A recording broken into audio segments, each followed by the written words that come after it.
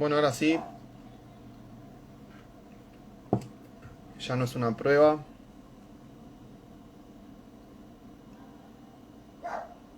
Vivo entonces, esperando que Juan Bautista Petrini, nuestro invitado de hoy, se sume al vivo. Ahí Juan, estamos, ahora para que me sí, acomodo porque ahí está. vale, arrancamos con Che, todo, vamos,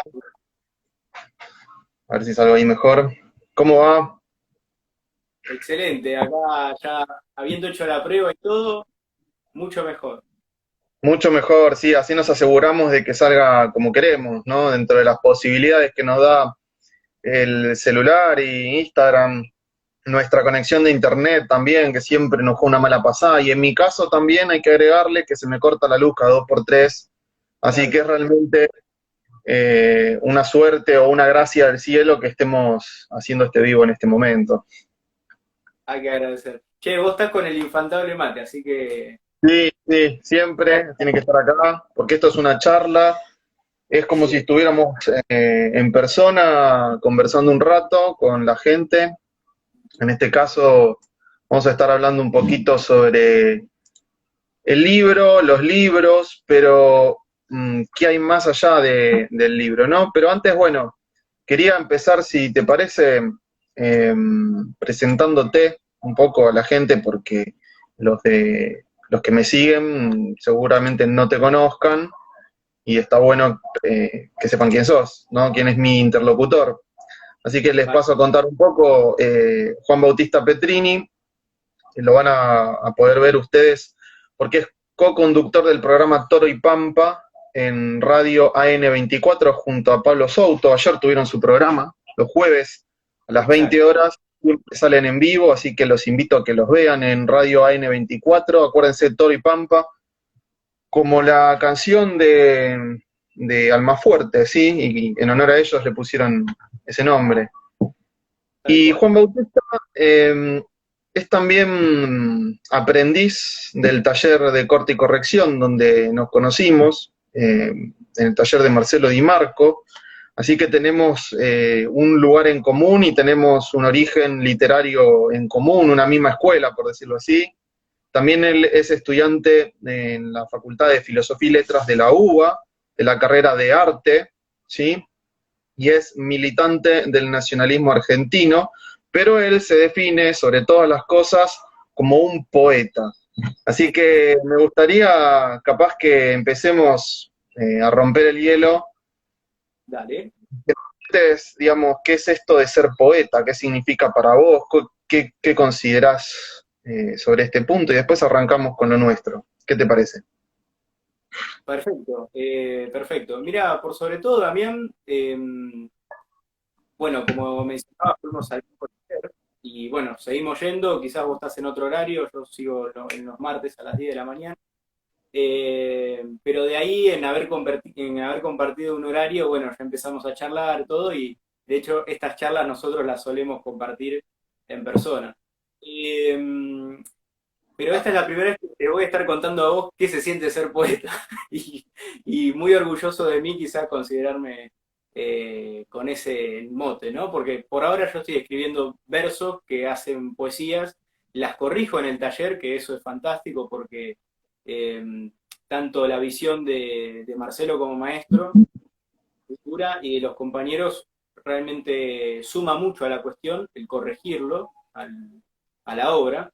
Eh, pero bueno, por sobre todo te digo es eh, concentrar la visión estética que uno puede tener de una situación o a veces incluso del mundo entero eh, en versos que suenan agradables a la voz, al oído y la lectura a la mente, ¿no? Porque las propias palabras cuando uno va leyendo tienen una musicalidad y no es lo mismo, a ver, la narración que incluso puede tener de la prosa su, digamos, su ritmo, que el corte del verso y todo lo que conforma el poema. Así que yo ahora mismo me siento muy cómodo con el formato del poema y llevando un poco de todos mis días en la confluencia de todas las cosas que hago y que vivo a estas obras.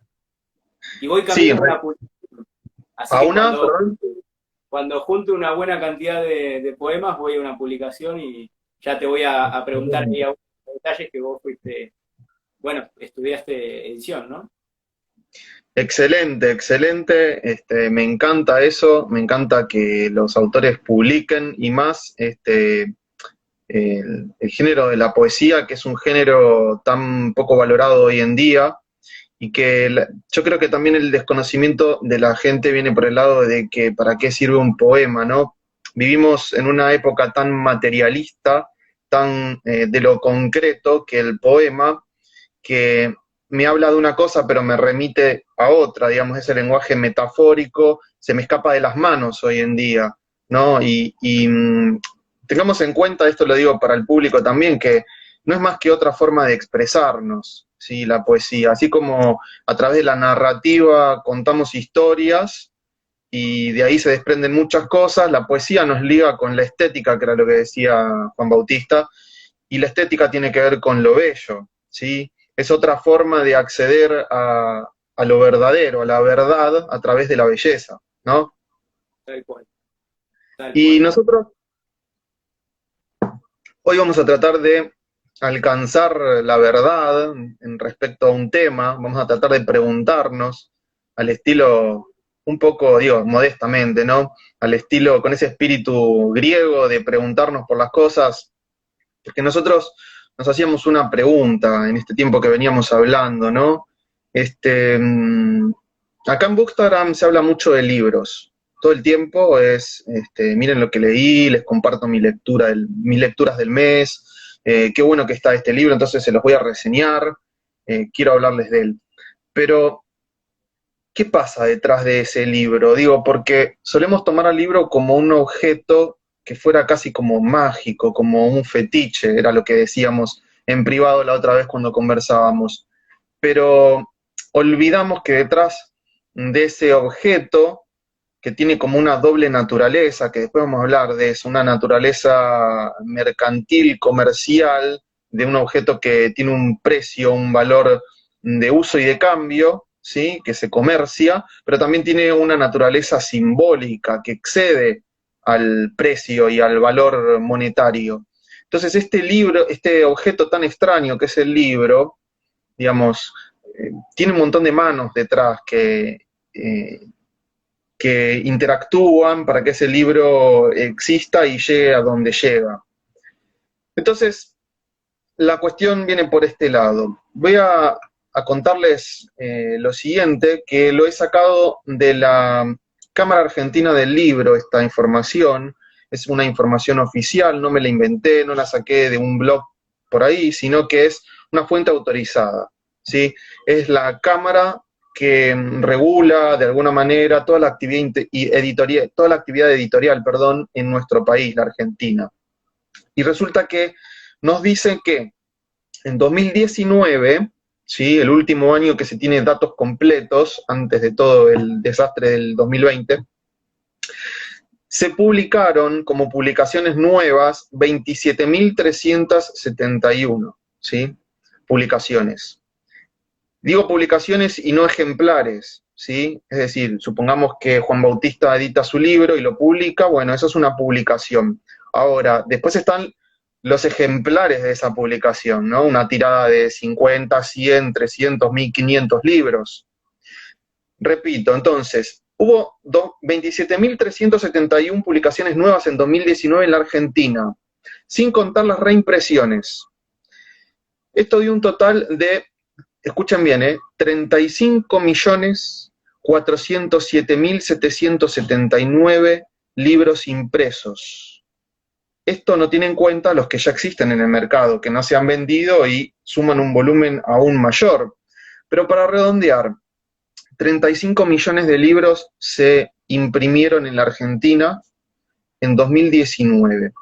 Ahora mi pregunta es la siguiente. Ante tal cantidad de abrumadora, ¿no? Cantidad de ejemplares de libros, de títulos, ¿cómo es que llegan a nosotros esos libros?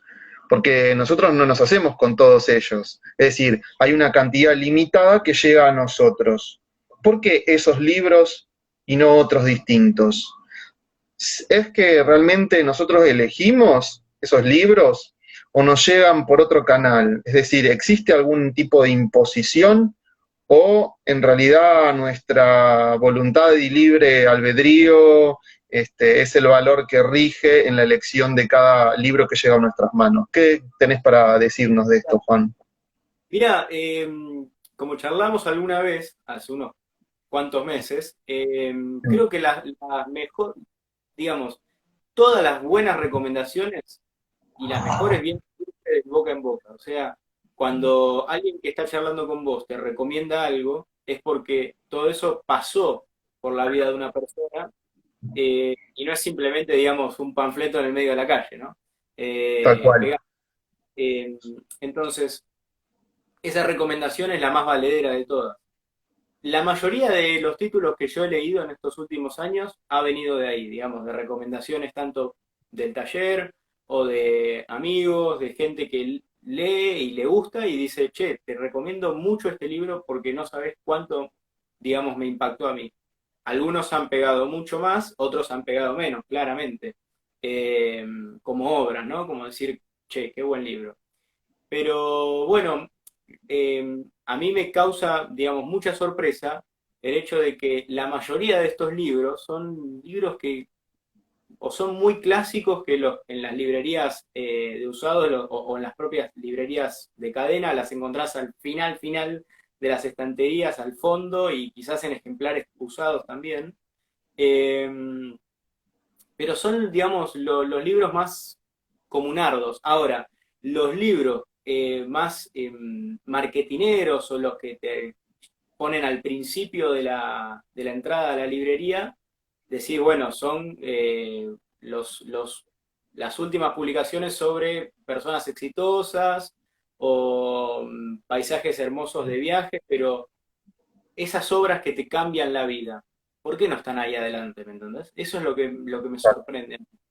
¿Por qué Bueno, son y la mayoría de los ejemplares que nos llegan tienen hojas, digamos, amarillentas, que se salen, ¿viste? Quizás nos la pasaron a algún familiar, entonces, bueno, hay mucho para hacer en ese sentido. cuando entras a una librería, entonces sentís que ves las mesas, los libros clasificados, digamos, espacialmente en las distintas bateas, y sentís que entonces, a simple vista, percibís que eh, hay como una taxonomía de los libros, digamos, hay una clasificación previa, ¿no? Sí, Esto me, natural, ¿no? claro, Digamos. esto me lleva a una frase del sociólogo Pierre Bourdieu que dice así: el poder sobre el libro es el poder sobre el poder que ejerce el libro. ¿Sí? ¿Por qué? Porque pensaba en el tema de los géneros literarios. ¿Sí? Y pensaba esto: cuando yo pienso en un género literario, a mí se me ocurre, por ejemplo, como grandes, no sé si existe el concepto, pero como grandes metagéneros, así, géneros grandes. Claro, Pienso en la poesía, es decir, la lírica, pienso, por ejemplo, en la narrativa, dentro de la narrativa pienso en la novela, el cuento, y luego pienso, bueno, qué sé yo, el cuento el policial, el cuento, bueno, en fin, se entiende lo que digo. todas las clasificaciones más hacia abajo, digamos, las categorías superiores e inferiores. Exacto. Ahora, cuando me viene a la mente eso, digo, momento, esta clasificación es en función de la obra, ¿sí? Claro, ¿Qué es lo que hace que un cuento sea policial o no? Bueno, que cumpla determinadas características respecto al argumento, respecto a la trama, respecto al tratamiento de los personajes, respecto a la estructura misma de ese cuento, etcétera.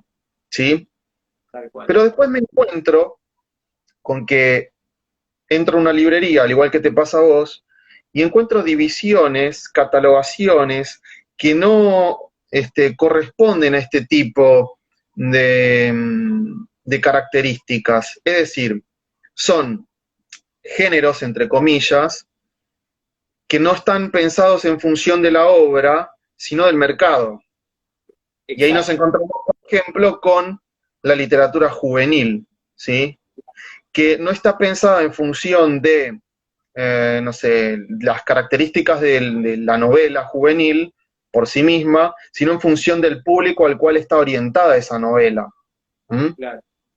Entonces ahí aparece un nuevo jugador, digamos, ya no es el autor, ya no es el lector, pues siempre cuando uno habla de literatura, dice, bueno, está el que escribe y el que lee, digamos, las dos puntas, el mensaje que está en el medio, lo empaquetamos de una forma y le llega al otro. Porque lo importante de la literatura es expresarte, es comunicarte, y de repente nos encontramos con que hay otra cosa más también, que es, lo importante de la literatura es vender libros, También, claro, también. ¿no?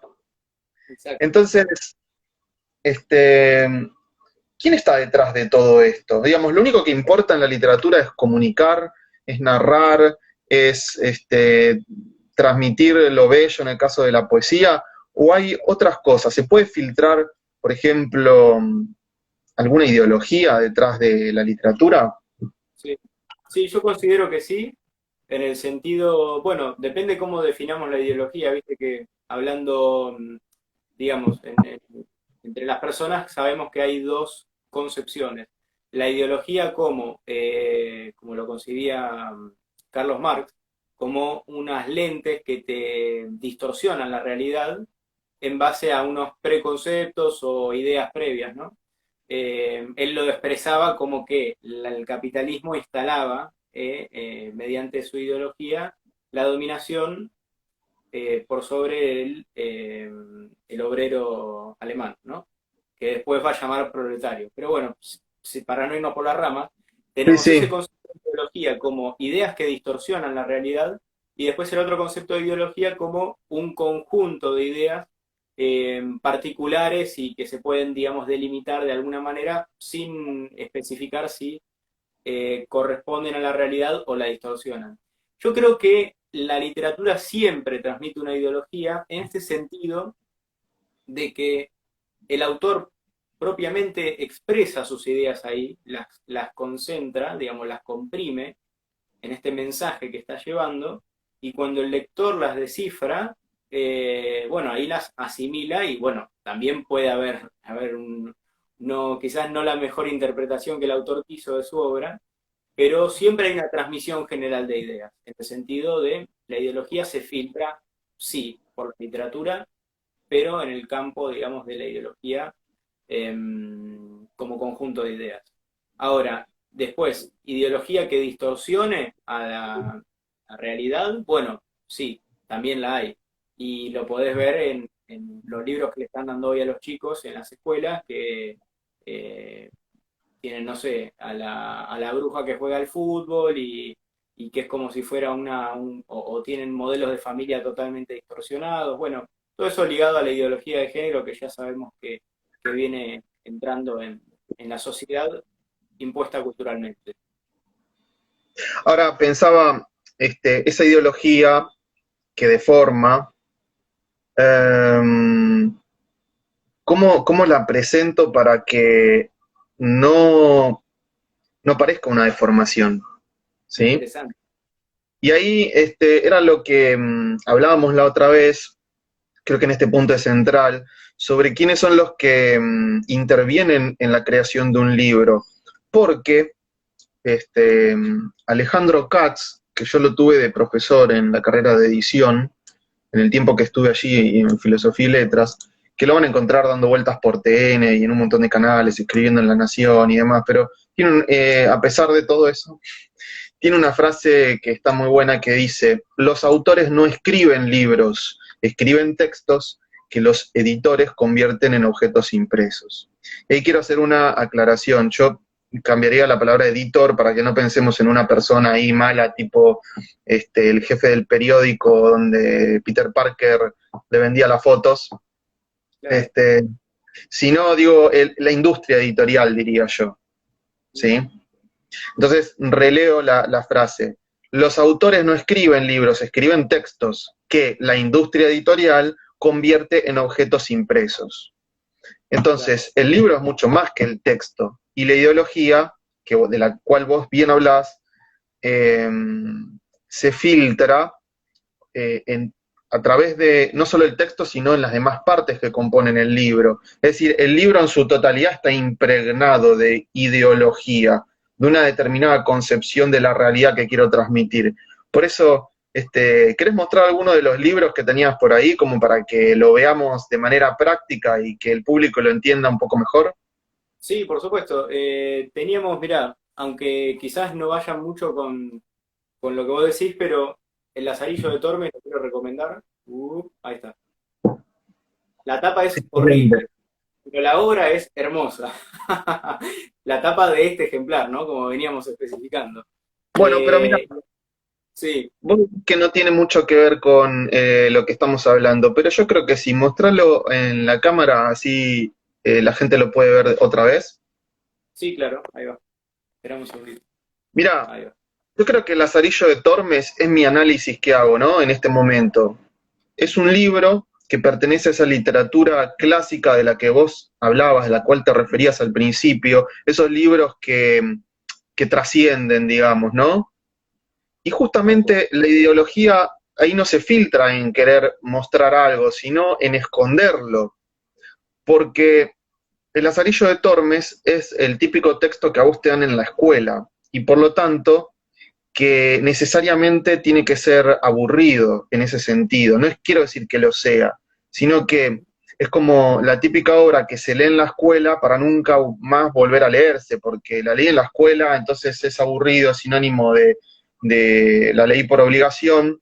Y el hecho de que la tapa, la portada, la contratapa, etcétera, sean insípidas o planas, digamos, colores planos, con apenas algún dibujo, tiene que ver con esto. O sea, hay un mensaje que es, no lo leas, este libro no sirve, no vayas por ahí, ¿sí?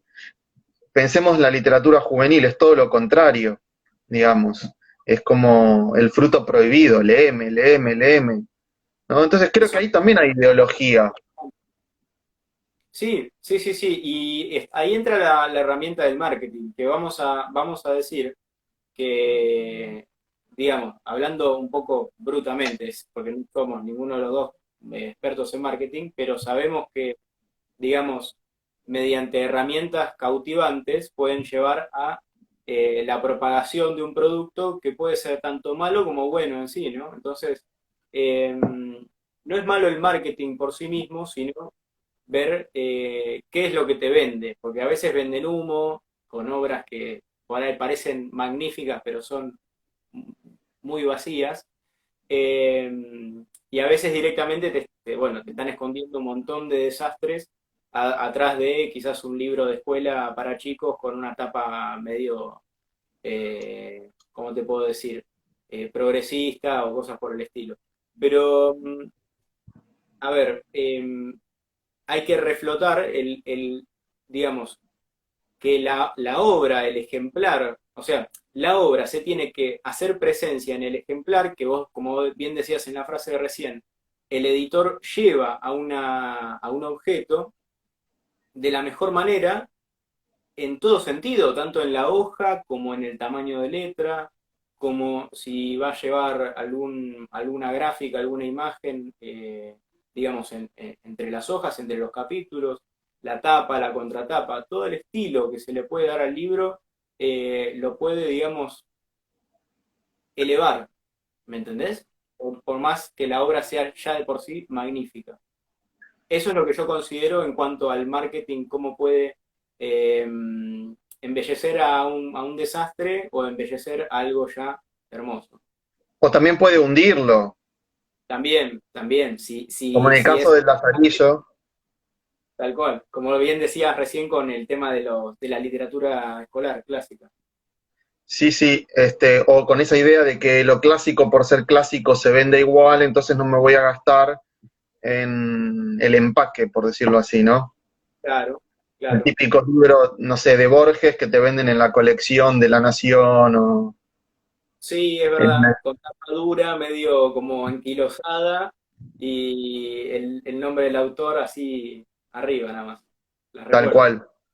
Sí, pensemos que por lo menos tenemos acá, yo tengo anotados por lo menos 10 intervinientes en la creación de un libro, no del texto, del libro, digamos. Ah, Primero tenemos al autor, obviamente, que es el que escribe el texto, el contenido, pero después tenemos al editor, que es, digamos, como la cabeza de la industria editorial, pero que luego también dentro de lo que es la edición misma tenemos por lo menos al corrector, al traductor si es una obra en otro idioma, tenemos al diseñador gráfico que es muy importante porque en la actualidad que todo entra por los ojos y yo hago una portada desastrosa, no, chau, los perdí al posible lector, al posible comprador, mejor dicho. Después tenemos al maquetador, que es el que organiza el texto en el interior del libro, y que también, si yo le pongo una tipografía muy pequeña para ahorrar páginas, para ahorrar hojas o cosas por el estilo, no es atractivo y no, tampoco lo compro. El ilustrador, si es que hay ilustraciones. Tenés al agente literario, que representa al autor frente a las editoriales, que le va buscando laburo, el agente editorial, que es al revés, que busca posibles autores para la editorial a la cual él pertenece. Y bueno, hay un claro. montón más de gente, digamos, ¿no? Después están hasta incluso, podríamos decir, los accionistas. Pensemos en un gigante tipo Penguin Random House, ¿no? La Incluso más los accionistas. compañía editorial del mundo, ¿no? La más grande del mundo, sí, que a través de los sellos editoriales que tiene, filiales y demás, nos genera la ilusión, y ahí está también la trampa de lo que hablábamos, ¿no? Nos genera la ilusión de que no, yo no leo la basura que publica tal, yo leo porque soy más intelectualoide, leo esto, otro, y resulta que los dos son de la misma, del mismo grupo, ¿no? Son dos sellos que ellos en realidad son los que nos catalogan a nosotros como, bueno, este es el sello para tarados, para imbéciles, este es el sello editorial para intelectuales que te gusta leer franceses y cosas por el estilo, bueno, y este es para el gran público la novelita del momento. Pero todo va para la corona, y cuando digo la corona también pensemos en Random House, la corona, ¿no? Sabemos de qué hablamos. Una corona de tela. Mirá, aquí Pablo Souto está diciendo que lo mismo hicieron las empresas fotográficas. Es Exactamente. que tal cual, sí, muy buen aporte, Pablo, muy buen programa el de ayer, los felicito a los dos. Es que sí, tal cual, ¿no? Los giles somos nosotros que nos creemos el verso, como en su momento, ¿te acordás ahora que habla Pablo de las discográficas? ¿Te acordás el verso ya legendario de los Beatles y los Rolling Stones y todas esas boludeces, Claro, ¿no? esas pistas que arman bueno, Para vender más. para que se siga vendiendo. Es Para vender una, más. yo creo que pensándolo de alguna forma, es un sistema del que nunca nos vamos a poder salir porque a ver, obviamente que hay que combatir esto que estamos denunciando, ¿no? Porque decimos, loco, las buenas obras son las que tienen que llevarse al público, no hay duda sobre ello. Pero el esquema del marketing, tanto para la literatura como estamos diciendo, o como para la música, eh, o tantas otras obras, es un esquema que ya funciona porque lo que trata de vender es un objeto y no se puede manifestar esa obra de otra manera que no sea un objeto. Ahora el Internet un poco medio que frenó esa cuestión, pero vos te das cuenta de que el mercado, o sea, el mercantilismo de la obra, le encontró Sí, igualmente un camino rápido.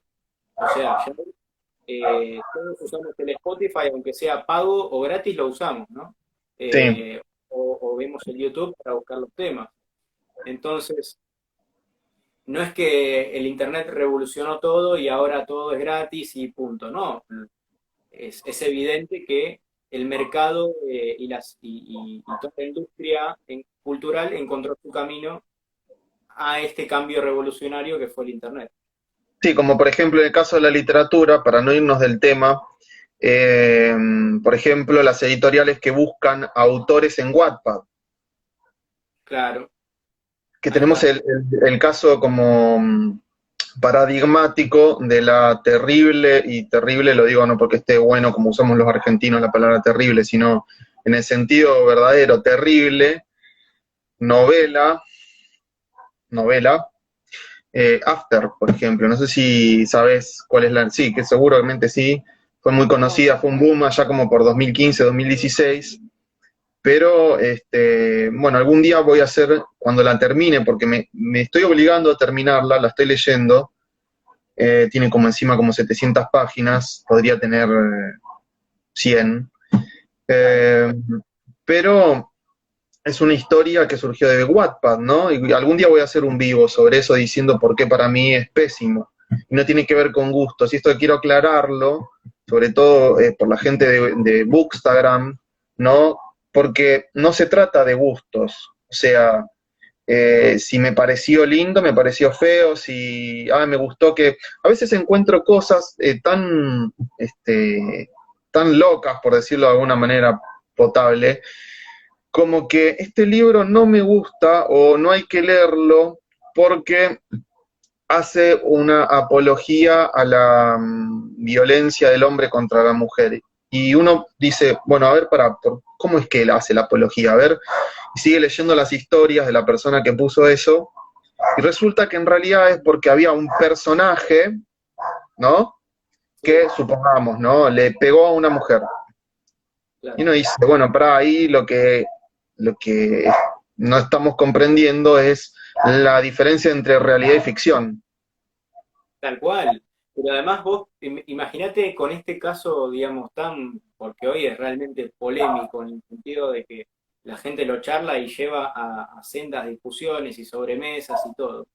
El tema de la violencia entre las personas, que yo lo considero, eh, digamos, lo mismo se podría decir de una obra, de una novela, que haga quizás apología a las drogas. Imagínate si las personas dijeran que la película Trainspotting, que es un peliculón, hace apología a la heroína. Todo lo contrario. Es, Claro, es una obra ficcional donde los personajes son adictos a la heroína y se ven, digamos, vos como espectador te adentrás en ese mundo, o por lo menos eso es lo que se ha querido hacer desde la dirección, eh, pero no por eso hace una apología a que vos vayas y te inyectes heroína, ¿me entendés? La gente confunde, digamos, la representación con una orden. ¿Acaso sea porque han embrutecido tanto a la interpretación artística, a la lectura, al ver cine también, que se han confundido esas dos cosas, ¿no? Como diciendo, somos más tarados ahora que todo lo que creemos que nos llega por los ojos es una orden. sí. Sí, y eso, perdón, se cortó un poquito. Perdón, en el terreno de la apología, digo, de lo que estabas mencionando. Bueno, ahí está el tema, que creo que tiene que ver también con que nos hemos acostumbrado en esta época, y digo para ser generoso y con buenos modales me incluyo, digo, nos incluyo, ¿no? Nos hemos acostumbrado en esta época a que juzgamos las obras artísticas, y en este caso literarias, los libros, primero, los prejuzgamos, es decir, antes de leer ese libro yo ya, o ese autor ya lo estoy juzgando a priori, y en segundo lugar, nos hemos acostumbrado a juzgarlos más allá del libro o de la obra, es decir, si el libro, como decía Katz, no es el texto, sino es mucho más que el texto, nos hemos acostumbrado a juzgarlo por todo eso que rodea al texto y no por el texto, no por el autor, Claro, no por lo que el autor quiso transmitir. Es más, este relativismo de cual tanto combatimos, hace que ya no importa lo que el autor escribió, no importa lo que quiso decir, no importa el mensaje, no hay mensaje, no hay nada, porque no hay nada objetivo, no hay nada sólido, es lo que yo interpreto y nada más, tal ¿sí? cual. Pero además, fíjate, en el marco de las redes sociales, o sea, las redes sociales virtuales, que son lo que hoy está digamos, termina de conectar a todo el mundo, más allá de que la vida real sigue existiendo y, bueno, cada vez quizás se ve más debilitada. eh, es más rápido sacarle una foto a la portada del libro que estoy leyendo o sacarle una foto a la página que comentarle algo especialmente bien sobre lo que estás leyendo, ¿no? Es más Sí, rápido eso que armar, digamos, una crítica pensada sobre la novela que acabas de terminar de leer. Entonces, lo que más se termina replicando es, justamente como vos decís, todo lo que hace más al objeto y al fetiche del libro que a la obra en sí. Porque una cosa es más rápida que la otra, es más instantánea, es más, bueno, si no subo una historia de que lo estoy leyendo es porque no lo leí, ¿no? Como tal sucede ahora cual. que si no subo Ahora una en un amigo, Bookstagram, amigo. en Bookstagram se puso, viste, se ponen de moda en las redes en general, cada tanto viste esto que le llaman tags, o sea, como una consigna o una cosa así. Claro, Y veo que mucha gente comparte esto de, bueno, coloque aquí como su frase eh, antipopular o impopular, o sea, esa frase que todos van a odiar, claro. ¿no? Ujú. Y yo puse, está bien, no la han compartido, pero yo creo que es así, que en Bookstagram se lee menos de lo que se dice. Claro, Y claro. creo que tiene que ver con esto, porque a partir de esta doble naturaleza que tiene el objeto libro, por un lado una naturaleza mercantil y por otro lado una naturaleza simbólica, y siendo que vivimos en una época y una sociedad que vive más de lo mercantil que de lo simbólico, de hecho ya tenemos como cortada, digamos, tenemos la visión tapada y lo simbólico medio que nos cuesta interpretarlo, decodificarlo, etcétera. Nos pasa mucho de que dónde está el verdadero placer del libro, en su lectura o en adquirirlo. ¿Dónde me siento, digamos, más realizado? ¿En la librería cuando lo compro o en mi casa cuando lo estoy leyendo? ¿Sí? Cuando llego a la última página. Es una Bueno, pregunta. yo te digo, Damián, que ahí Pablo tiró un comentario que va muy al caso. Dice, también existe el individuo que lee mucho, pero no comprende ni quiere comprender, sino acumular la lectura. Y es Ahí verdad, y está. va en eso. Y yo me doy cuenta a veces, y quizás digamos, a ver, estoy haciendo un mal juicio, pero no me importa. Yo pienso y no tengo mucha, digamos, bueno, no importa. Yo voy a la casa de alguien y si veo que la biblioteca está muy ordenada, y tiene un montón de libros intactos, es porque yo sé que esa persona no los lee, ¿me entendés?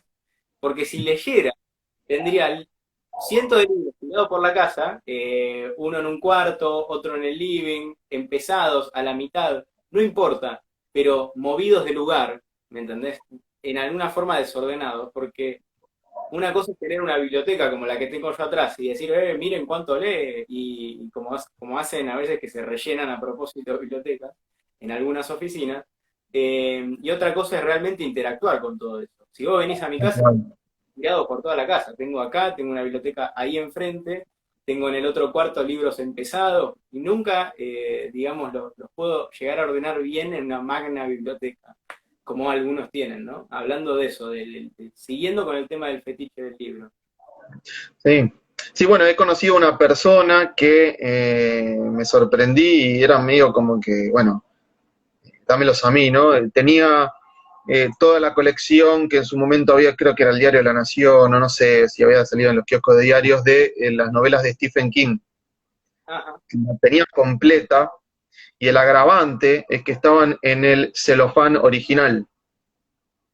un coleccionista. Coleccionista, ahí está, un coleccionista. ¿Somos coleccionistas o lectores de libros? Esa es la cuestión. Y ahí creo que está la ideología, ¿no?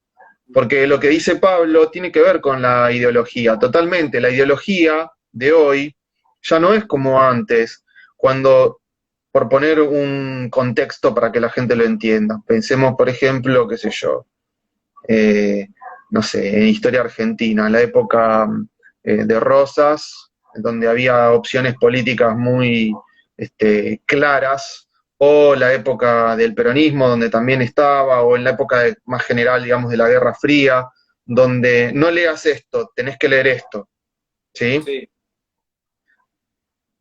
O mejor lee esto que es más interesante, o o había cuestiones ideológicas muy marcadas y claras. No, digo, ya no es así. Yo veo que la tendencia de hoy es no leas esto, o sea, digamos, no leas el Lazarillo de Tormes, no leas el clásico, pero lee esto, que en realidad es como no leer nada. Claro, Es decir, no es una opción entre A y B, sino entre algo, el ente o lo que fuera, y la nada. sí, Porque si yo me leo una novela como After, y con perdón de la gente que le guste, porque no tiene que ver con gustos lo que estoy diciendo, lo respeto los gustos, estoy hablando de otra cosa, el contenido, eh, son 600, 700 páginas, pero yo termino ese libro y no siento que aprendí algo, no me siento más sabio, por decirlo así, o no siento que aprendido por lo menos, qué sé yo, che, mirá, loco, qué bien que escribe, ¿no? Yo quiero escribir así, como cuando lees a Stephen King o cualquier grande de ese estilo. No lo siento eso. Entonces digo, estoy tan vacío como antes de leerlo. claro, sí, sí, sí, sí. No es ya, como decís, una cuestión de que hay libros censurados y libros oficiales, sino que hay literatura desestimada, digamos, la más formativa se la desestima por completo, a veces por la propia falta de financiación, digamos, de destinar capital a esa literatura, y la literatura que se ofrece, que es vacua, totalmente vacía, no construye nada, no propone y por sobre todo no le da una visión trascendental a la persona que está leyendo. Eh, hablando generalizando, ¿no? Eh, así que entiendo eso que vos decís, es bastante particular. En un momento histórico se daba censura y lectura oficial y ahora es totalmente distinto, es una censura disfrazada. Lo que te ofrecen es porquería. Digamos, te están diciendo, tomá Coca-Cola, pero el agua no es muy rica, ¿me entendés? Tal cual, tal Claro, cual. Y si lo tuviera que conceptualizar, pensaba recién, ¿cuál sería el tinte ideológico, digamos? Uno no puede decir como antes, no, esto es una literatura liberal, capitalista, esto es una literatura socialista, es un escritor cubano que defiende la revolución. No, no existe nada de eso hoy. Es una literatura narcisista, por no decir otra cosa peor, ¿no? Que es de autoestimulación, digamos. Ya no claro. busco el placer, digamos, afuera, sino en uno mismo. Y esto, para reforzarlo, tengo una frase que saqué de un blog se llama Educación 3.0, el blog. Y es de una nota del 3 de noviembre de 2020, en la que hablaba de esta cuestión típica de cómo motivar a los adolescentes para que lean, ¿no? Yo creo que en esa edad está la clave de lo que estamos hablando. Y decía lo siguiente, escuchen, cito al blog. Una historia atractiva es un requisito imprescindible para que los adolescentes se animen a leer. Por eso, las temáticas relacionadas con sus propias vivencias son una apuesta segura. El primer amor, problemas familiares, la pérdida de un ser querido, etcétera, y sigue. ¿Qué es lo que ves ahí? Ahí ves una literatura narcisista, o sea, hablarle a la gente de sí misma, no la saques de de su ego, de su yo, no le Claro. muestres un mundo que no conozca, no le abras los ojos, hablale de ellos, mantenelos en ese círculo, como al estilo de la alegoría de la caverna, ¿no? Que sigan mirando la pared. Tal cual, tal cual. Bueno, justamente me viene muy al caso lo que mencionás, porque la anterior no, la otra novela que terminé de leer de Hermann Hesse, Demian, muy buena, y especialmente agarra como al protagonista, un chico de más o menos 9 años que vive en un entorno familiar muy cuidado, qué sé yo, y termina totalmente, digamos, adentrándose en camino propio de la adolescencia muy novedoso, ¿no? Para la vida del personaje. No les quiero spoilear nada, como se dice ahora, arruinar la historia. Eh, pero ahí tenés, en esa novela, una literatura juvenil, se podría decir, o que va, digamos, se encarna en la vida de un adolescente, de un joven, de un pequeño joven, pero tiene una propuesta trascendental muy fuerte, muy marcada, y te deja mucho contenido. No es una historia de novelita de televisión y punto, ¿no?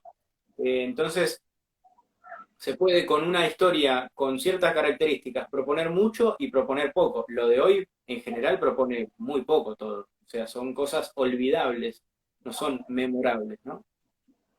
Sí, además pienso, por ejemplo, comparando esa novela que vos citás, Demian, de Hermann Hesse, el autor, digamos, es genuino digamos, es un alemán y te va a escribir una historia de un alemán, no te va a escribir una historia de un japonés, ni, digo, no es que no se pueda hacer eso, pero a lo que voy es, hoy nos presentan una literatura vacía y descontextualizada.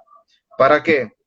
Para que vos no puedas identificarte de manera real. ¿Y cuál es la manera real? Arraigando, ¿sí? Exacto. Entonces, una literatura argentina que se parece a una literatura norteamericana, porque ni la norteamericana es tan norteamericana, ni la argentina tan argentina. Y eso porque a su vez se debe a que ambas, y todas las demás también, se tienen que poder vender en Colombia, en España, en Italia o en Francia. ¿Se entiende? Bueno, fíjate acá cómo es el caso del Martín Fierro.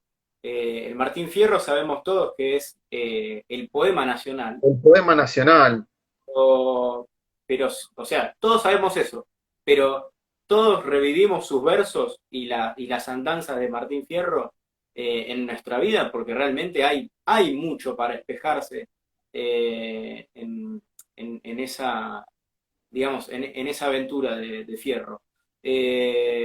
Sin embargo, no, eso queda en una literatura escolar, como mencionabas vos antes, que bueno, me parece fantástico que sea escolar, pero le falta el empujón cultural nuestro, todos, digamos, de reflotarlo y que no quede en un programa institucional de decir, bueno, esto es mínimo y necesario y punto, lo terminaste y volverlo a guardar, ¿me entendés? sí, Eh, y que de hecho al día de hoy yo preferiría que no lo den en la escuela el Martín Fierro ni el Lazarillo de Tormes. ¿Por qué? claro, ¿Sabes por qué? Porque hoy en día se lo da para, y voy a usar una palabra que no me gusta, pero para que se entienda, para deconstruirlo. claro, también, Y también. entonces preferiría que no se lo den en la escuela a nadie, esas obras que son magníficas, pues se las Exacto. dan para enterrarlas, como decíamos antes. Sí, sí, sí, sí. A ver, si vos tenés un maestro que terminada la lectura a los alumnos le va a decir que, digamos, se les va a poner a hablar de que por qué Martín Fierro era violento y por qué era un macho argentino, bueno, ya estamos en la lona, ¿me entendés? Prefiero que ahí el chico lo lea como una literatura rebelde y no como una literatura escolar deconstruida, que es lo que se está haciendo ahora, sin duda. Tal Bueno, cual. Sí, Lari Di Leo dice literatura superflua para mentes desiertas. Totalmente de acuerdo y creo que Juan también, ¿no? Una literatura superflua que no tiene raíces en ningún lado y para que esas mentes desiertas sigan aún desiertas y más desiertas y que nunca se llenen con nada. Es mejor una mente vacía para el sistema que una mente este, podrida pero con material, porque eso hace que el error uno puede llegar a la conclusión de que es error y que hay una verdad, digamos, pero cuando no tengo nada, no tengo ningún contenido, ¿no? bueno, justamente me trae a la memoria esto, otra novelita que leí de Bukowski, de Charles Bukowski, Sí, eh, Factotum, muy buena, y el estilo de Bukowski es tan seco, tan eh, visceral. En- si vos, digamos, si no te gusta la literatura melosa o muy cargada de detalles, bueno, Bukowski es todo lo contrario, va al hueso Y uno podría llegar a pensar que lo que él está contando es superfluo. O sea, el comentario de Lari acá me trae a la memoria esta novela. Pero ¿qué pasa? La propia novela, Factotum, y se las recomiendo, es, digamos, es la concepción estética de este hombre sumido en la superficialidad, sumido en una vida que lo arrastra, sumido en los placeres totalmente carnales. Eh, Se van a dar cuenta de que es un tratamiento estético de toda esa cuestión. Es muy buena, Factotum. Es lo que hablábamos antes, ¿no? Eso de traer un tema para discutirlo, no para hacer apología, Bueno, ni más que para... discutir, para mí, la Sí, compresión estética le brinda al lector, o sea, hacer una novela bella sobre algo feo es justamente lo que le da el poder de reflexión al espectador sobre eso, ¿me entendés? Y que no lo tome como como algo malo que está sucediendo. Justamente por eso vemos cine de terror, vemos casos de psicópatas que son quizás asesinos seriales, vemos películas de mafia, ¿me entendés? Si no, todo eso se quedaría afuera y veríamos películas de la vida perfecta, que es justamente lo que no sucede. tal cual. Y además porque todo eso, que ya nos lo enseñó el teatro griego hace más de 2000 años, tiene una función en el hombre, en el ser humano, tiene una función de catarsis. Tal cual. Es necesario que yo esos fantasmas los padezca a través de la literatura o del arte o de lo que fuera, de la mitología, etcétera, para no padecerlos en la vida real, ¿no? Claro, Sí. claro. Tenemos la pregunta de Pablo, ¿querés leerla? Sí, por supuesto. Acá Pablo Souto dice, ¿qué opinan de los libros de autoayuda? Hay una preocupante proliferación de eso. Sí, Pablo, es verdad. Uno, como mencionábamos en las librerías, lo que te cruzás apenas entras, tenés literatura feminista, bestsellers y autoayuda, ¿viste? Y es preocupante porque yo creo que las ayudas de las del tipo que se dan en esos libros en general, y creo que de las mejores que he visto, de lo poco que he leído de todo eso, realmente te la tendría que dar un amigo, un muy buen amigo. Sin embargo, hay escritores que quizás un poco marketineramente, un poco también porque han tenido las ganas de hacerlo, se ponen a escribir recomendaciones como si le estuvieran recomendando algo a ese amigo que está muy mal, ¿no? Pero va a ser el comprador de ese libro. Entonces, lo más preocupante de eso yo creo que es la ausencia de personas importantes a nuestro alrededor. Cómo estamos tan desconectados y cada vez más, ¿no? Entonces, es como si te dijera la tasa de suicidios en un país. La cantidad de compra de libros de autoayuda es un indicador de qué tan sana está tu comunidad. Esa es mi respuesta. Me parece que es preocupante por eso. Después por el contenido, bueno, habrá consejos muy malos y habrá consejos muy buenos, en mi opinión. Sí, yo en cuanto a mi postura, digo, pienso lo mismo que es parte de la decadencia que estamos viviendo, por supuesto, pero creo que es un signo muy claro de que, como decía Lyotard, los grandes relatos, no me gusta usar la palabra relato, pero es para que se entienda nomás, lo digo, este, han caído esos relatos. Es decir, es una época sin fe, donde las religiones, ¿sí? Están atravesando un momento de crisis, ¿no? Uno basta con entrar a una iglesia evangélica o católica y va a encontrar lo mismo, digamos, hoy en día.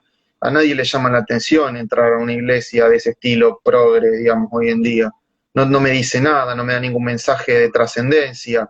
Por otro lado, en la política pasa prácticamente lo mismo, exceptuando algunos espacios como el de ustedes, este, no hay nada, digamos, no hay ningún mensaje, no hay ninguna trascendencia, o sea, el hombre de hoy no tiene nada por lo cual morir, y por lo Exacto, tanto no tiene nada por lo cual vivir. exacto. Entonces, en algún lado tiene que buscar eso que no sabe qué es, busca algo que no sabe, y entonces busca donde no encuentra, donde no hay, busca en la autoayuda, ¿no? Que es lo mismo que decíamos antes, así como esa literatura juvenil que me habla de mí, la autoayuda de que me habla también de mí. Entonces, no me dejan salir nunca de la jaula, siempre ando dando vueltas como el tigre enjaulado que da vueltas y vueltas porque no sabe qué hacer. Creo que es parte de eso. Lo positivo, si es que hay algo dentro del auge de la autoayuda, es justamente eso, el auge. Es decir, que si hay muchas ventas de autoayuda, significa que hay mucha gente que está en esa búsqueda, pero que está errando, está pifiándole en la fuente donde está brevando.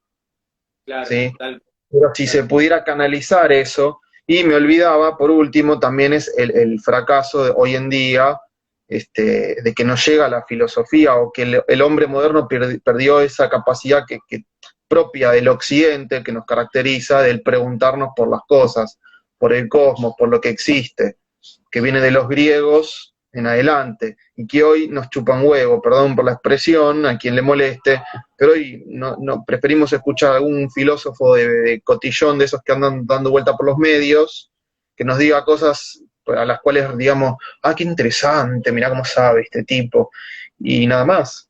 No nos Exacto. importa preguntarnos el A mundo. propósito de eso, está la figura del sofista, eh, como aquel, digamos, eh, sabedor de cómo utilizar las palabras para causar el efecto de que parece tener sabiduría, pero sin embargo no la tiene, porque no la puede llegar a transmitir para que el otro digamos, la incorpore. El sofista te vende una imagen, se hace el filósofo. Hay uno en la tele que tiene un apellido impronunciable. A mi juicio, Darío Steinreiber, pero eh, el filósofo, desde una postura humilde, en el mejor de los casos, te despierta la conciencia, te hace salir a buscar la próxima pregunta que no te la dio él, ya te la das vos a la luz de que él te encendió la mecha. ¿Me explico? Sí, sí. Eso diferenciando las dos figuras. No, y además otra cosa, ¿por qué son sofistas? Muy claro, y, o sea, por lo que decís, pero además hay un dato más, que es que el filósofo busca la verdad última de las cosas, busca la verdad hasta lo último, hasta llegar ahí donde ya no puede preguntarse más porque la verdad es evidente y la tiene frente a los ojos. Si viene uno de estos que te dice, que la verdad no existe, que es una construcción, que es una realidad, no es un filósofo directamente, no es que tiene una visión de la filosofía distinta, diferente, es otra escuela, no es filósofo, Claro, porque no solo no busca la verdad, sino que para él no existe, es una construcción, es lo que el poder dictamina y qué sé yo. Entonces son bueno, charlatanes. exacto. Mirá a lo que me hace acordar que René Descartes, aquel filósofo del fines del Renacimiento, si no me equivoco, allá por el 1600 o 1700, el tipo entró a desarrollar todo lo que era su duda metódica y dudar de todo para después empezar a construir, digamos, el conocimiento desde lo más básico. Ahora, fijémonos, como vos decías, en la búsqueda hacia la verdad última, cómo el tipo llegó a tener que con su sistema filosófico humano, ¿no? Como todos somos, eh, buscarle 12 vías de existencia a Dios. O sea, él, bajo su interpretación, dijo, bueno, voy a poner incluso a Dios mismo, ¿no? En duda. Y llegó a dar, digamos, eh, veracidad de que existe a través de 12 vías filosóficas, racionales, lógicas. Hoy eso se desestimaría. Hoy en la filosofía barata se diría, no, porque Dios fue una creación de los pueblos para dar justificación a su existencia. Punto. Listo. No hay más explicación que esa, ¿no? Tal, tal Entonces, cual, tal cual.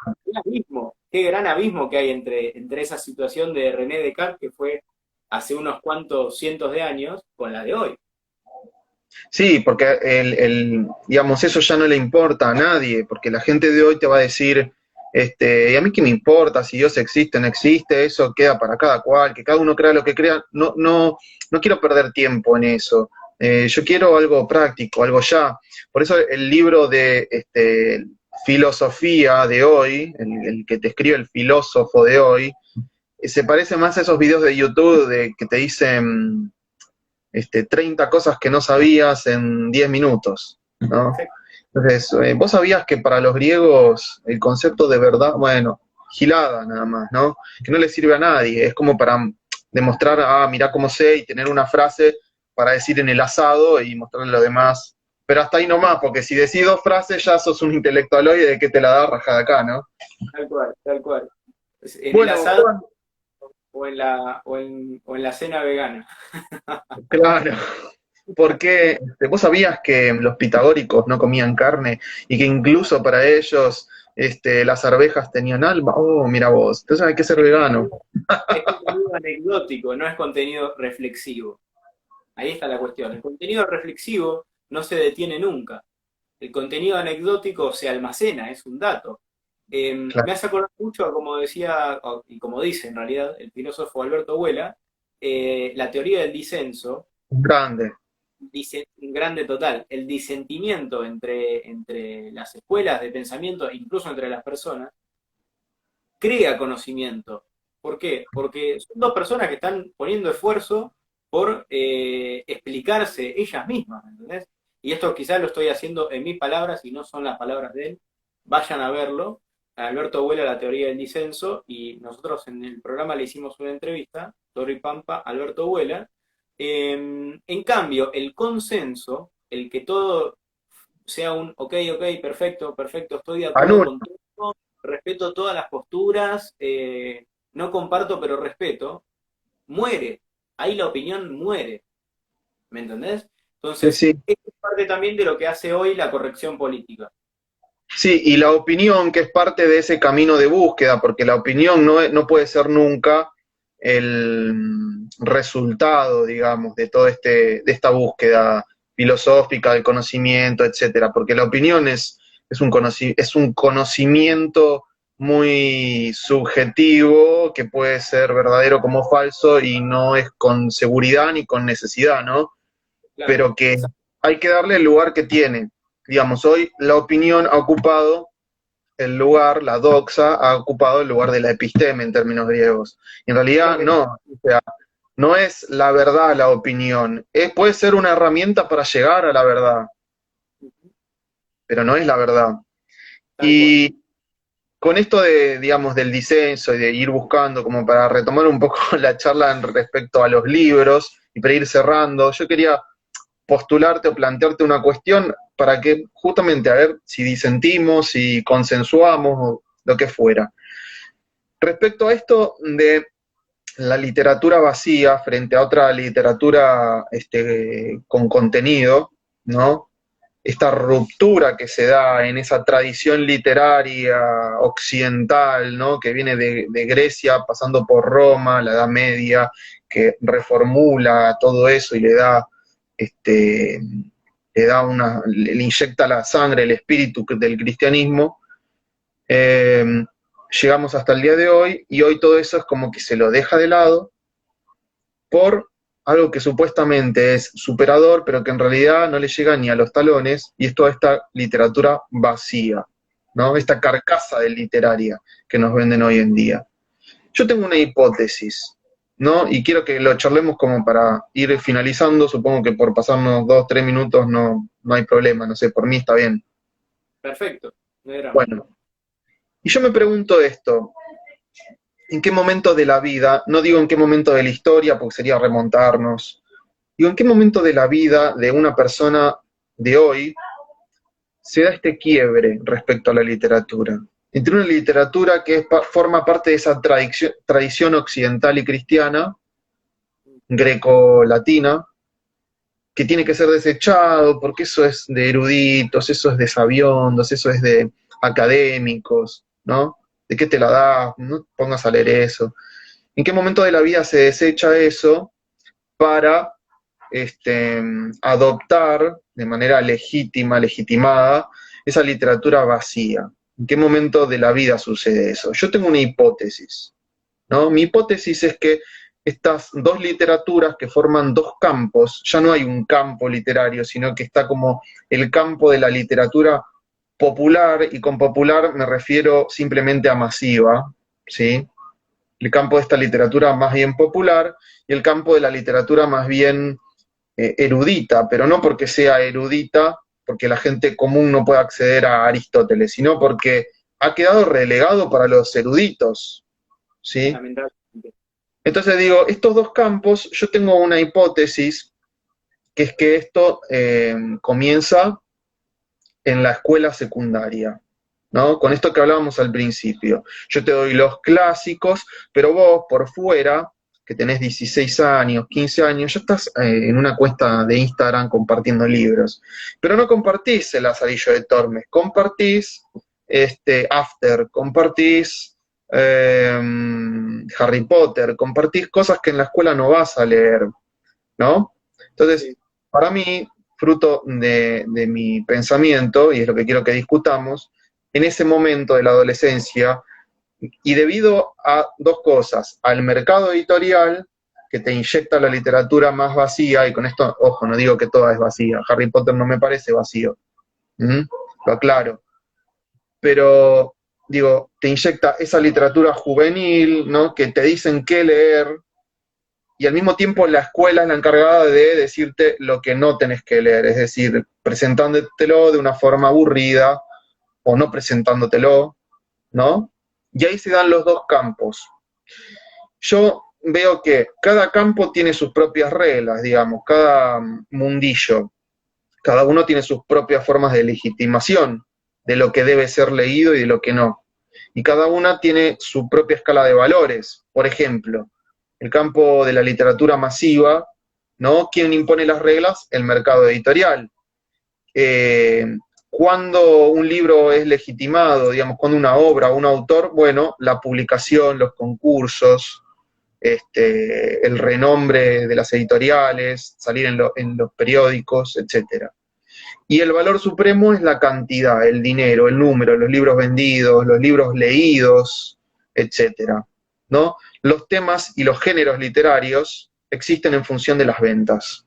La autoayuda vende, entonces existe la autoayuda, se acabó. ¿Es una cagada? No sé, no me importa, pero vende. Y debe existir.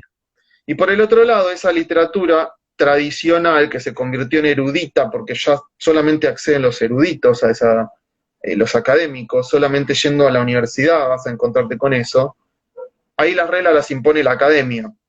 La legitimación la otorgan los críticos a través de menciones, citas, prólogos, coautorías, padrinazgos, artículos donde te pasan manteca, donde te soban el lomo, etcétera, o donde te destruyen.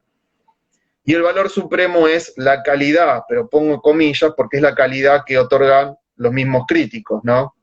Exacto. Los temas y los géneros existen en función de paradigmas vigentes, es decir, no sé, el boom latinoamericano, paradigma. Bueno, mañana no va más el boom latinoamericano a la basura, quedó como parte de la historia de la literatura, ahora viene esto, ¿sí? Son paradigmas, son modelos, cosas que hay que respetar. Son Claro. como dos campos literarios distintos. Y yo lo que veo es que parecerían ser el agua y el aceite, ¿sí? No, no se tocan. Exacto. Y ahí está el problema, creo. ¿Vos qué pensás de esto que digo? Digo una hipótesis tirada de los pelos, ¿estás de acuerdo en parte no? ¿Qué pensás? No, la verdad que me sorprende porque no lo había pensado de esa manera, y te digo que sí lo he observado, o sea, ahora vos me estás trayendo la reflexión, pero te das cuenta de que cuando hay un libro con una tapa muy linda en el subte, es porque a mí me pasa porque viajo, ¿no? Por ahí, o sea, podría ser en otro ámbito. Eh, es porque es alta literatura de la de ahora. Y si ves algún libro viejo o con las hojas que te están por salir, es porque seguramente esté leyendo o algún clásico o filosofía, si es que estás en la línea A yendo para Puan, o, a ver, otra literatura que no es la que está en boga. Y voy con vos en ese sentido que decís, hay dos campos que son el agua y el aceite. Y además hay una cuestión, la persona que está apasionada por toda esta literatura que construye, y además también por otros campos como la filosofía o la antropología, la sociología, aunque es más nueva, esas personas les es muy difícil llevarle la misma pasión a la gente con la que está alrededor. Entonces, la que más se termina compartiendo en la vida social real y también en las redes sociales, termina siendo la marketinera por goleada, ¿no? La otra, el agua y el aceite. Eh, Campos muy separados, como vos decís. Pero bueno, cuando mencionabas el tema de la historia occidental, si bien estoy de acuerdo con el tema de que nosotros tenemos una herencia occidental importante y la tenemos que hacer valer, me acuerdo de este autor Murakami, japonés, que los propios japoneses dicen que es un japonés yanqui, o sea, vos lo lees, yo lo he leído en dos o tres novelas, y es muy yanqui el tipo. Y los mismos tipos dicen, eh, todas las novelas se ambientan en Japón, pero su literatura no representa al imaginario colectivo de nuestra sociedad, de nuestro pueblo, de nuestra comunidad, ¿no? Eh, Fíjate cómo se ha hecho en China, en la parte, bueno, en el momento de la instauración del comunismo, cómo se hace toda la abolición con la cultura china ancestral. Entonces, creo que va por ese lado, le pasa a todos los pueblos del mundo, ¿me entendés? Pero bueno, claramente la literatura y digamos, el campo académico que más le va a servir al pueblo es justamente el que tiene raíz en el pasado y no el que es instaurado desde afuera, como en el caso del comunismo con la sociedad china. Me fui por las ramas, Exactamente. pero No, no, tú, no, no, es totalmente pertinente lo que dijiste. Es me fui por totalmente las pertinente. No, no, no sentí en ningún momento que te fueras por las ramas. Y de hecho, sí. si te fuiste por las ramas fue en un sentido de arborescencia, siempre en el mismo tronco, en el mismo árbol, no te fuiste a otro lado. No me fui a otro bosque. Fuiste a otro bosque, claro, tal cual. Entonces, la pregunta que me surge como final es, tenemos dos mundos separados, como el agua y el aceite, dentro de la literatura, dos campos, ¿no? El campo de la literatura comercial, de la literatura que más circula en Bookstagram, de la cual vuelvo a aclarar porque parece que me estoy parando en una posición de academicismo y no es así. Para nada. Eh, no es toda basura esa literatura, como también, o como tampoco, mejor dicho, no toda la literatura erudita o que se presume de tal es realmente buena porque se la considera dentro de ese campo. Hay mucho autor supuestamente académico que en realidad es una porquería, ¿no? Ya le hemos hablado con lo de los filósofos. Entonces, no tiene que ver con que sea bueno o malo, ni lindo ni feo. Esto me hace acordar de Carl Schmitt, ¿no? El amigo y el enemigo, digamos, no pasa por una cuestión estética, ni comercial, ni si es conveniente o no, si es bueno o malo, si me gusta su cara. Es el enemigo porque es otro, es un diferente, ¿no? Entonces, yo no voy a la universidad a estudiar letras, entonces ese mundo para mí es ajeno, punto, se acabó, no estoy ahí, no estoy en la academia, eso sería. Sí. No, no, no pasa por si es bueno o mala es la calidad de esa obra. Sí, en términos generales tienen determinadas características, obvio, pero en lo particular hay de todo. Entonces, la pregunta final es, ¿son dos mundos irreconciliables?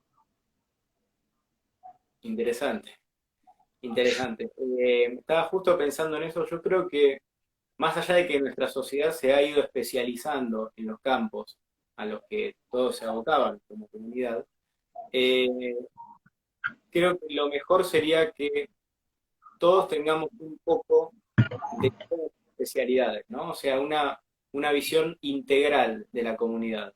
Sí, Eh, entonces, yo no creo que sean totalmente reconciliables, pero mínimamente todos tendríamos que leer un poco de filosofía.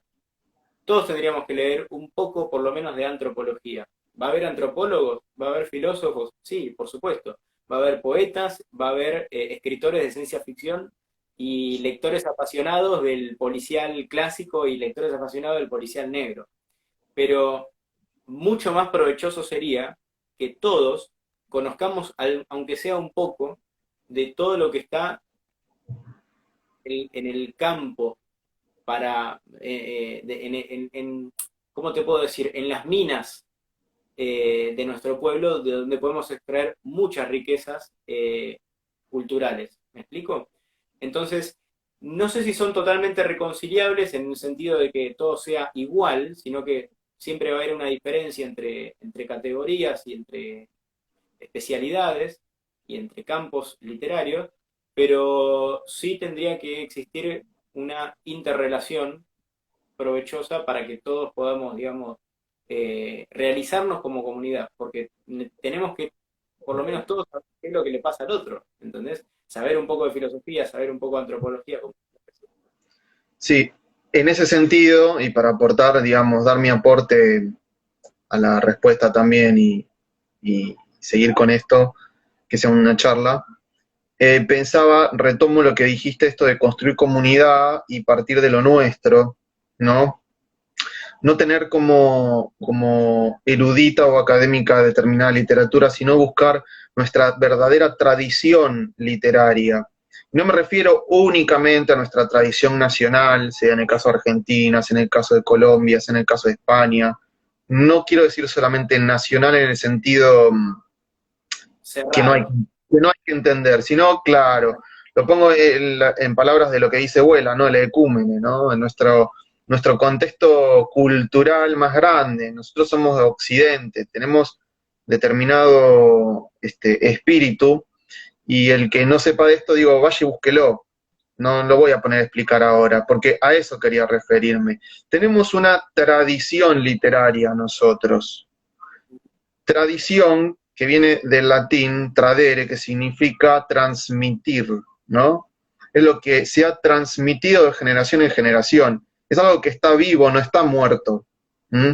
Entonces, nosotros tenemos esa tradición, la tenemos en la sangre, por decirlo así. Entonces, uno siempre tiene la idea de que, no puedo acceder a eso porque para acceder primero necesitaría acceder a todas estas otras cosas, lo que se llama la propedéutica, esos conocimientos previos que yo necesito para poder llegar a ese otro conocimiento. Y pongo un ejemplo práctico y muy sencillo. Pongamos el tema de aprender a tocar guitarra, ¿no? La propedéutica sería, bueno, primero tengo que ver, la mano izquierda va en el mástil, la mano derecha va en las cuerdas acá, se toma de esta forma el instrumento. Eso es la propedéutica, lo primero que tengo que saber antes de agarrar el instrumento. Ahora, lo que quiero decir es esto.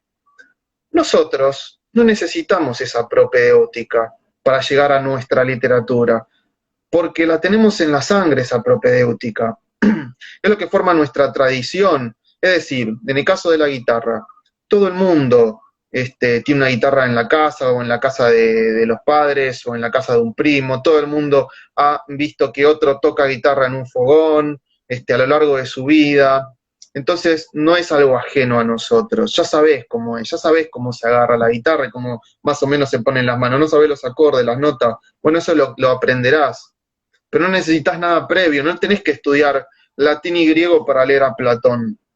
O cómo era el castellano del siglo XV, XVI y XVII para poder leer el Quijote, por ejemplo. Agarra y léelo, y lo que no vas entendiendo puntualmente, lo buscas, ¿no? Exacto. Eso es lo que pienso en cuanto a esto de los mundos irreconciliables. No lo son. Y por otro lado, eso respecto al mundo de la literatura tradicional devenida en erudita. Respecto del mundo de la literatura comercial, y bueno, hermano, tírate de cabeza. Por más que digas, no, yo no quiero, no te pongas en ese prurito, en ese prejuicio de lo intelectual, de yo ahí no me meto, literatura juvenil, léelo igual. Después ves, Claro. rescatá lo bueno que haya en ello y lo malo tiralo a la basura. pero exactamente. es la única forma, creo, religar los dos mundos, que haya una sola literatura en ese sentido, Sí, digamos. y todo va a depender de la voluntad que le vaya a poner la gente para justamente hacer todo esto, porque no hay soluciones mágicas. Está en la voluntad del lector, básicamente. Así que bueno, eso es volver a la fuente, sería como, por mi parte, eh, la conclusión a la que llegaría en este vivo, volver a la fuente, en este caso literaria, ¿no? Coincido, coincido. Juan, ¿querés que para despedirnos pasar el chivo de tu programa con Sí, Pablo? como mencionamos a lo largo del vivo, en algunos momentos, Pampa sale todos los jueves a las 20 por Radio Ana 24, lo pueden encontrar al canal de YouTube. Y bueno, también, además de todo eso, quiero mandar todos los saludos que tengo que mandar por acá a los comentarios, los muchachos de Patria al Hombro, que son un programa similar al nuestro, digamos, distendido, tocando temas de actualidad, historia, revisionismo. De hecho, ellos también mencionaron su programa en honor a una canción de Almafuerte, precisamente del disco Ultimando. Así que bueno, síganlos ellos también. Hemos tenido diálogos así en alguna que otra emisión, o por lo menos ellos con mi compañero Pablo Souto. Escúchenos, el filósofo Alberto Huela que estuvimos mencionando, como vuelvo a repetir, le hicimos una entrevista en el canal, está muy buena y la pueden encontrar fácilmente. Alberto Huela, Toro y Pampa. Bueno, acá Pablo Souto está ofreciendo que subamos este vivo al canal, así que seguramente lo vayamos a hacer. Y además de todo eso, mandarle un saludo a todos los conocidos que acá estoy viendo que se estuvieron sumando, tirando comentarios. Les mando un abrazo muy grande. Y veía ahí una pregunta Dale. de alguien que dice, perdón por conectarte recién, pregunta de qué estuvimos hablando. Quédate tranquila que va a quedar guardado. Así que simplemente estuvimos hablando de literatura y si se impone, ¿no, Damián? Digamos, los mundos de la literatura, si se imponen o si parten naturalmente de las personas. Sería a leer, ¿no? Bueno, yo para terminar, también quiero agradecerle a todo el público que se copó, porque por lo que hemos estado hablando, ¿no? Tratar de hablar de estas cosas y escucharlas, tolerar a alguien que hable de estas cosas es, No es fácil. es loable en esta época, digamos. Por eso quiero agradecer a tu público que vino y al mío que también vino y que Sí, nos pudimos conectar los dos mundos, digamos, que no es que son distintos, sino que son diferentes y está muy bueno, y que le pudimos aportar a esto que es Instagram o una nueva charla entre todas las que ya haces vos con Pablo y todo lo demás, y que trato también desde mi canal de Instagram de hacer, en este caso de literatura, sumarle un poquito más de contenido. Y el que le parece que esto es demasiado, bueno, que vaya a investigue, y tampoco hablamos de cosas tan extrañas, digamos. Nosotros vamos a seguir cada uno por su lado y también en conjunto cuando tenga que hacerlo, haciendo esto, yendo contra la corriente, ¿no? Porque por eso es el nombre de mi cuenta, que algunos no saben cómo se pronuncia algunos, ¿no? Si es cantá sobre las ruinas, canta sobre las ruinas, pero no, lo saqué de un poema de Rubén Darío, que es El Poeta, que habla de lo que es el poeta. Y dice, si el combate sigue fiero, toma el arpa como Homero y canta sobre las ruinas. Así que sobre las ruinas de este mundo decadente vamos a seguir nosotros diciendo lo que tengamos que decir. Eso es lo que quería decir. Por último, comentar. Y no se olviden que desde esta cuenta estoy ofreciendo, voy a empezar a ofrecer algunas clases, algunos talleres sobre literatura, sobre temas puntuales, sobre qué es el cuento, las características que debe tener un cuento para ser tal. Así que si se quieren sumar, yo los invito a todos ustedes. Y por empezar, tengo un taller que armé gratuito, en donde si tenés algo que querés corregir, me lo puedes mandar por mail, tenés que escribirme por mensaje privado.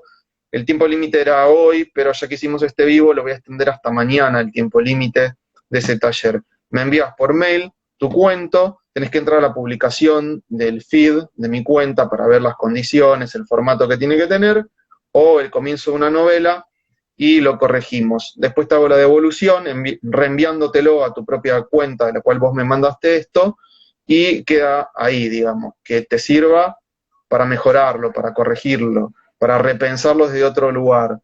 No lo voy a hacer público, no lo voy a andar difundiendo, es una cuestión entre quien me lo manda y yo, ¿sí?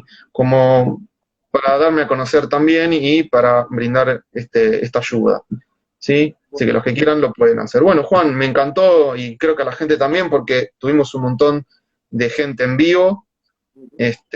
Será hasta la próxima, porque ojalá que haya próxima. Va a haber próxima, si vos lo permitís, y quizás yo Por también en supuesto. un momento haré alguna emisión por el estilo. Y te quiero agradecer también el espacio que me has dado para charlar sobre esto, que como le quiero decir a la audiencia, con Damián lo hemos charlado sobre este tema y más muchas veces y yéndonos más por las ramas también. Así que te agradezco mucho de nuevo el espacio. Genial. Bueno, hasta la próxima, nos despedimos, nos vemos, chao. Que anden bien.